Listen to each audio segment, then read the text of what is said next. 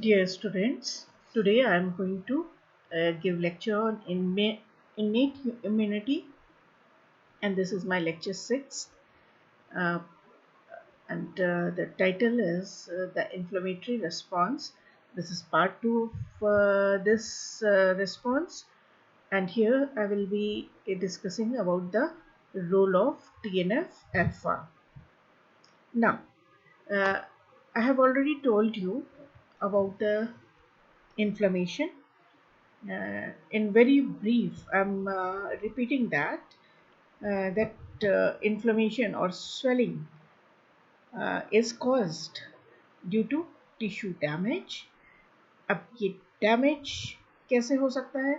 It may be due to physical agents, trauma, radiation, or caused by any pathogen. Both of these damage result in inflammation. जब भी कोई damage होता है body tissue में, inflammation उस area में आ जाता है. Inflammation has 3 principal components. क्या होता है वहाँ पे, कैसा दिखता है इन्फ्लेमेशन, किसको इन्फ्लेमेशन कहते हैं? This is there is increase blood supply to the infected areas. Blood supply बढ़ जाती है. इंक्रीज्ड कैपिलरी परमिएबिलिटी, उस एरिया में जो ब्लड सप्लाई है वो सप्लाई करने वाले वेसल्स जो हैं उनकी परमिएबिलिटी, उनकी वॉल्स की परमिएबिलिटी बढ़ जाती है due to retraction of endothelial cell lining the vessels. Vessels को जो लाइन कर रहा है अंदर की ओर, उनमें वो सेल्स रिट्रैक्ट होते हैं and these permit large molecules.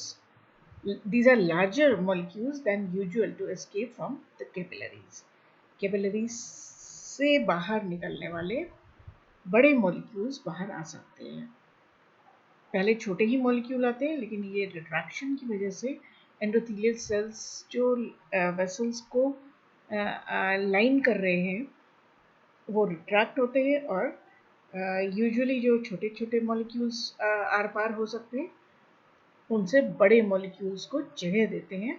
इस तरह का retraction process. And finally migration of leukocytes out of the venules into the surrounding tissue. उस एरिया में जहाँ डैमेज हुआ है वहाँ पे ल्यूकोसाइट्स यानी WBCs इंजर्ड एरिया में जा पाते हैं, क्योंकि जो वेन्यूल्स हैं, जो पतली पतली वेन्स बॉडी के डिफरेंट पार्ट्स में, उनमें से एंडोथेलियल सेल लाइनिंग जो है वो रिट्रैक्ट होती है और फिर वहाँ से ल्यूकोसाइट्स WBCs बाहर टिश्यू में आ जाते हैं जहाँ पे इंजरी हुई है. इसको इस फिगर में हम फिर से देख लेते हैं. This is site of inflammation. Inflammation की साइट्स में से मीडिएटर ऑफ इन्फ्लेमेशंस. मीडिएटर्स का क्या काम है? ये यहाँ से रिलीज हो रहे हैं और एंडोथेलियल एक्टिवेशन कर रहे हैं. एंडोथेलियल सेल्स दिखाए जा रहे हैं, ये सेल्स हैं, इनका एक्टिवेशन हो रहा है. This is basement membrane of the vessel and actually vessel क्या बना रही है? वेन्यूल बना रही है. पतली ब्लड की वेसल्स बन रही हैं जिनको कि वेन्यूल्स कहा जा रहा है. ये this is phagocyte here, mainly it is neutrophil, maybe monocyte also, but mainly we are talking about neutrophils. And because you can see multi-lobed nucleus has been shown here, then this phagocyte उसका movement कम होता है, वो इनसे adhere हो जाती है इस endothelial cells lining से. देन ग्रेजुअली ये जो सेल्स आपस में रिट्रैक्ट हो रही हैं, स्पेस बना रही हैं, वहाँ से ये बाय द प्रोसेस ऑफ डायपेटेसिस ये न्यूट्रोफिल्स यहाँ पे साइट पे आ रहे हैं. अगेन कीमोटैक्टिक मीडिएटर्स जो हैं वो भी वही मीडिएटर्स हैं इन्फ्लेमेशन के, they are guiding these cells to reach the site of inflammation, and this process is known as chemotaxis. This is extravasation, and this is how this phagocyte reaches the site of uh, infection and does the phagocytosis. Now, inflammation के types होते हैं. One is acute and other is chronic. Acute means complete elimination of a pathogen, माने sterile immunity, कोई pathogen ना रह जाए, इस तरह का इन्फ्लेमेशन होता है वहाँ पे, और वो कंप्लीटली पैथोजन को वाइप आउट कर देता है, एलिमिनेट कर देता है उस साइट से, followed by resolution of the damage. मतलब कि वो जो डैमेज हुआ है वो पूरी तरीके से ठीक हो जाता है.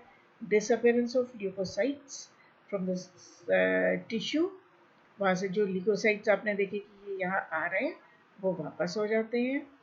Then full regeneration of tissue function, ये जो टिश्यू है ये इन्फ्लेम नहीं रह जाता, वहाँ पे स्वेलिंग ख़त्म हो जाती है, सेल्स इतने अच्छे हो जाते हैं कि वो पहले की जैसे नॉर्मल फंक्शन करने लगते हैं. Site of acute inflammation tend to have higher number of neutrophils and activated helper T cells. अब T cells के बारे में अभी हमने नहीं पढ़ा है. T cells are the part of acquired immunity, while we are mainly studying innate immunity, and neutrophil is a component of innate immunity. In chronic inflammation, जहाँ पे inflammation सालों तक भी रह सकता है, वहाँ का क्या हाल है? Like brain cell, brain tissue has less capacity for cell regeneration. वहाँ पे चूँकि रीजनरेशन होने का प्रोसेस बहुत स्लो होता है, लेस कैपेसिटी होती है, दस एक डिजीज़ है मल्टीपल स्क्लेरोसिस. वहाँ पे area of damage often becomes occupied by scar tissue. वहाँ पे इंजर्ड टिश्यू वाला ही एरिया हो जाता है, क्योंकि वहाँ पे regeneration of new tissue नहीं होता है, and this scar is formed by mainly astrocytes, and this site has higher proportion of macrophages, cytotoxic T cells and B cells. Macrophages तो रहते ही हैं जो कि इनमें innate immunity और adaptive immunity के बीच का function करते हैं, वो होते ही हैं, फेगोसाइटोसिस करते हैं. along with that cytotoxic T cells are there to kill the pathogen, and B cells are there to secrete antibodies. तो ये ज़्यादातर वहाँ पे पाए जाते हैं, जो कि जो कहने का मतलब ये है कि ये अक्यूट साइट से डिफरेंट पॉपुलेशन वहाँ पे ज़्यादा पाई जाती है, जबकि सब कुछ मिलेगा यहाँ पे. जो आपको पता है कि एक्स्ट्रावेसेशन से खाली न्यूट्रोफिल ही नहीं आ रहे हैं, डिफरेंट वेराइटी के सेल्स भी वहाँ आएंगे.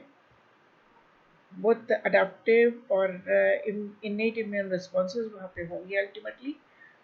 तो हर तरह के सेल्स आते हैं, और उनकी प्रेजेंस क्रॉनिक रिस्पॉन्स में ज़्यादा दिन तक रह जाती है, जबकि एक्यूट रिस्पॉन्स में वो पर्टिकुलर एरिया छोड़ के हट जाते हैं और डैमेज टिश्यू पूरी तरीके से हील हो जाता है, और क्रॉनिक में वो वहाँ पे स्कार्ड टिश्यू प्रेजेंट रहता है, काफ़ी दिनों तक प्रेजेंट रहता है. वो ठीक हो ना हो, that depends on the site, response and various other things of our human physiology. Now, phased arrival of different populations of leukocyte into the site of infection, जो बात ऑलरेडी हम देख चुके हैं. You can see days में neutrophils, जो acute response है, neutrophils पहुंच गए, एंड इनका प्रोपोर्शन भी ज़्यादा है. देन मोनोन्यूक्लियर फैगोसाइट्स, ये जो ब्लड वेसल्स में मोनोसाइट्स के फॉर्म में एंड मैक्रोफेजेस के फॉर्म में टिश्यूज़ में प्रेजेंट होते हैं, वो थ्रू आउट प्रेजेंट रहते हैं, चाहे वीक्स हो चाहे डेज हो. मीन्स कि क्रॉनिक में भी दिखेंगे और डेज में भी दिखेंगे. Now helper T sales, activated and non activated. ये हेल्पर टी सेल्स जो है ये अक्यूट रिस्पॉन्स में भी मिलते हैं और इसमें भी मिलते हैं, जबकि इनका हायर ये एक्टिवेटेड जो हैं वो डेज में मिल जाते हैं, शुरू के दिनों में अक्यूट रिस्पॉन्स में ज़्यादा मिल जाते हैं. साइटोटॉक्सिक सेल्स मेनली आपको chronic response में मिलेंगे, and B cells also are present in chronic response, weeks में और बाद तक मिलते रहेंगे. Cell type seen in the site of damage and the capacity of tissue repair and regeneration depends upon type of infection, किस तरह का pathogen है वहाँ पे, किस तरह से डैमेज हुआ है, द टिश्यू, कौन सा टिश्यू है जो रिपेयर जल्दी हो जाता है या नहीं होता है. लाइक अभी देखा ब्रेन नहीं होता है जल्दी रिपेयर, सो कौन सा टिश्यू है जो रिपेयर हो जाता है जल्दी, and the immune status of the individual. Immune status means कि उसकी अपनी इम्यूनिटी, उसमें पैथोजन से लड़ने की पावर, फाइटिंग की पावर, और उसका कैसा कैसा उसका इम्यून सिस्टम अच्छा डेवलप्ड है, वीक है, किसी वजह से कोई पॉपुलेशन अच्छे से रिएक्ट नहीं कर पा रही है, इस सब पे डिपेंड करता है ना. हमें कोर्स में पढ़ना है कि मीडिएटर्स क्या होते हैं इन्फ्लेमेशन के. तो सबसे पहले पढ़ते हैं role of cytokines which control the movement of leukocyte into the tissue. Cytokines are released. Cytokines are small peptides which are released from patrolling leukocytes as well as from cells within the tissue, e.g. macrophages. Macrophages tissue dwelling phagocytes है, और patrolling leukocytes are present in the blood vessels mainly. तो दोनों में से cytokines release हो सकते हैं. Most important cytokine जो कि इन्फ्लेमेशन में काम कर रहे हैं. साइटोकाइंस तो बहुत सारे होते हैं, बट इन्फ्लेमेशन में काम करने वाले ये मेनली हम इन 3 के बारे में आपको बता रहे हैं. TNF alpha, interleukin 1. TNF is tumor necrosis factor alpha, which is produced mainly by macrophages and other mononuclear phagocytes. Mononuclear phagocytes यानी कि monocytes and macrophages.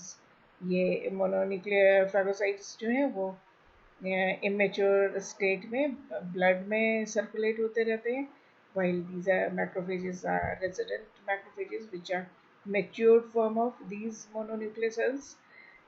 These produce mainly tumor necrosis factor alpha. This induces adhesion molecules and chemokines on the endothelium, which are required for accumulation of leukocytes. Endothelial cell lining पे leukocytes को जमा करना, पहले तो जमा कर लें जो कि ब्लड फ्लो में जा रहा है, और फिर वहाँ से उसको साइट ऑफ इंजरी पे डायरेक्ट करना, उसको डेसिस के थ्रू उसका एक्स्ट्रावेसेशन करना ल्यूकोसाइट्स का. ये काम करने के लिए कीमोकाइंस का एक्टिवेशन ज़रूरी है, और वहाँ पे एडिजन मॉलिक्यूल्स का बनना या रादर एक्सप्रेस होना ज़रूरी है. Otherwise these are not express because neutrophils और जो मोनोन्यूक्लियर फैगोसाइट्स हैं they should patrol the whole body. तो उनको लगातार सर्कुलेशन के साथ बहते रहना ज़रूरी है. लेकिन कहीं से इंजरी हो गई है तो उनका रुकना और उस साइट को क्लियर करना, उस साइट पे पैथोजन से फाइट करना, इस काम के लिए पहले एडिजन मॉलिक्यूल्स आएंगे जो कि उनको रोकेंगे. कीमोकाइंस आएंगे जो अल्टीमेटली कीमोटैक्सिस करके उनको सही साइट पे पहुंचाएंगे. So TNF alpha and other related cytokines like interleukin 1 are known as lymphotoxins. These act on the family of receptors causing the activation of transcription factor NF-kappa B. NF-kappa B is again a group of related transcription factors which can also be activated by toll-like receptors and interleukin 1. तो ये transcription factors जो है वो nucleus पे काम करते हैं, DNA पे काम करते हैं, और वहाँ से ट्रांसक्रिप्शन का स्टार्ट करते हैं to make new proteins and enzymes to act help in the defense system of the body. TNF और इंटरल्यूकिन जो है वैस्कुलेचर ऑफ एंडोथेलियम को एक्टिवेट करते हैं, जैसा कि बताया कि एडिशन मॉलिक्यूल्स और कीमोकाइंस का सिक्रेशन वहाँ पे होना ज़रूरी है. These cause chemokine production and antigen molecule to be expressed on the endothelial surface. Now, last cytokine जो ज़्यादा importance रखता है inflammation में is interferon gamma. Interferon gamma. Uh, Once an immune response has developed in tissue, leukocytes generate their own cytokines. Leukocytes generate their own cytokines.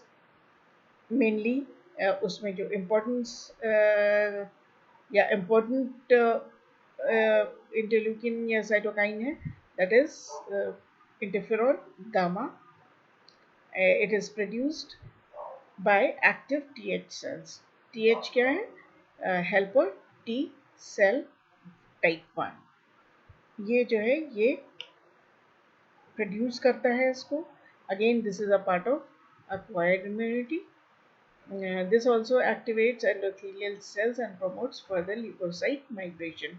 सबका purpose क्या है? Inflammation जहाँ पे है, साइट ऑफ इंजरी पे इन्फ्लेमेशन जहाँ पे है, तो वहाँ पे ल्यूकोसाइट्स को या न्यूट्रोफिल एंड डिफरेंट वैरायटी के सेल्स को जो कि अदरवाइज ब्लड में सर्कुलेट कर रहे हैं, वो उनको वहाँ पे पहुँचाने का पर्पस है. So finally, the chemokines that are produced at the site depend on the type of immune response that is occurring within the tissue, and this in turn affects which leukocyte migrate into the tissue.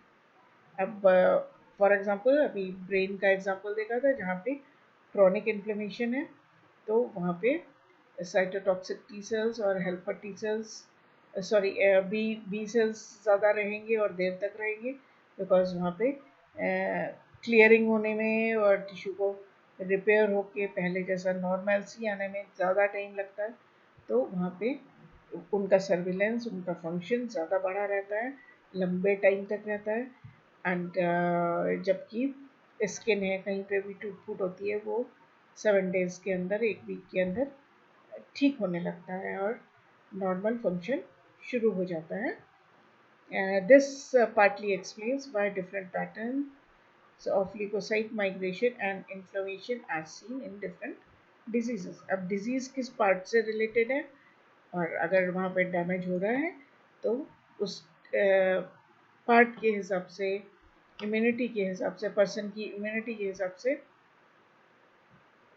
वहाँ पे inflammatory response होगा. तो आज हम mainly tumour necrosis factor के बारे में बात कर रहे हैं. तो it is a cytokine with many functions. ये तो इन्फ्लेमेशन में तो फंक्शन है ही है उसका, उसके और भी फंक्शन होते हैं. This is you can see these many functions here.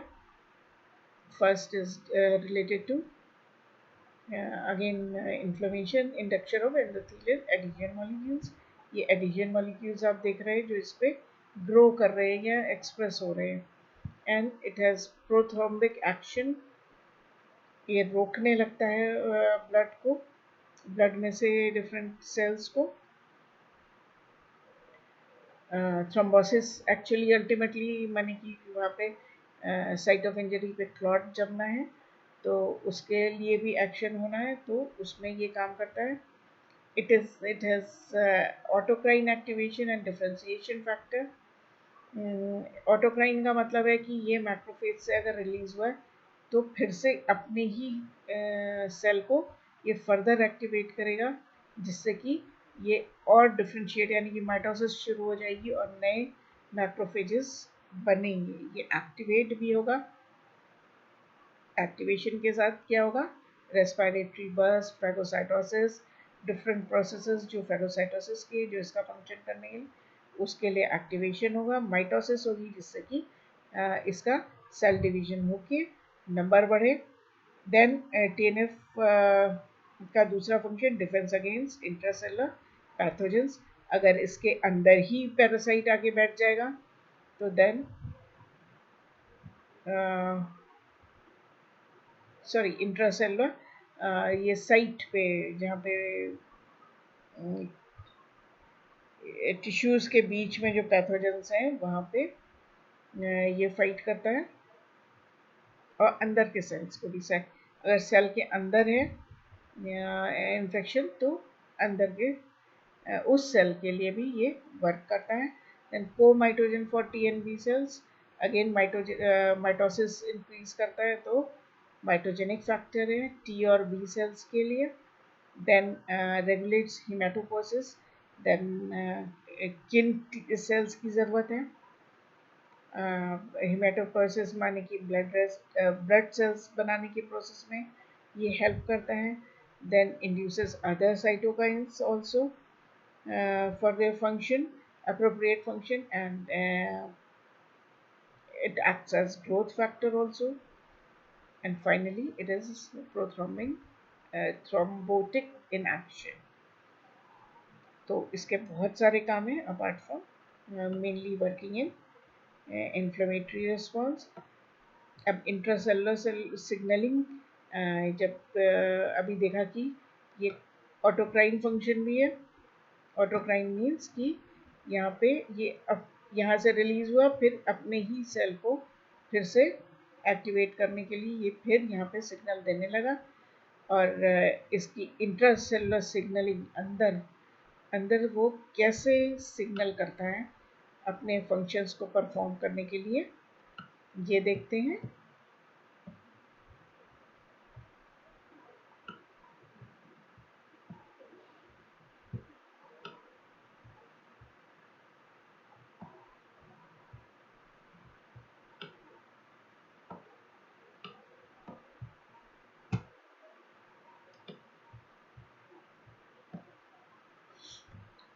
ये जो है ये आप इसका स्ट्रक्चर इस तरह का है, तो उसके स्ट्रक्चर की डिटेल पे हम नहीं जा रहे हैं।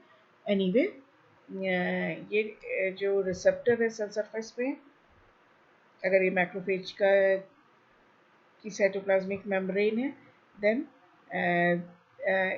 दीज आर डिफरेंट रिसेप्टर्स, तो इनको तीन तीन रिसेप्टर्स को एक साथ ट्राइमराइज करते हैं, as a result of which इनसे अडाप्टर मॉलिक्यूल्स जुड़े होते हैं जो कि एक्टिवेट हो जाते हैं। एंड फाइनली कई पाथवेज से ये जाके जीन्स को एक्टिवेट करता है। ये प्रोटीन काइनेज कैस्केड इंड्यूस करता है, या 1 कप्पा बी और oblique NF kappa B pathway है। इससे एक्टिव NF कप्पा बी और active AP1 and other transcription factors का एक्टिवेशन होता है जो कि जीन को एक्टिवेट करते हैं।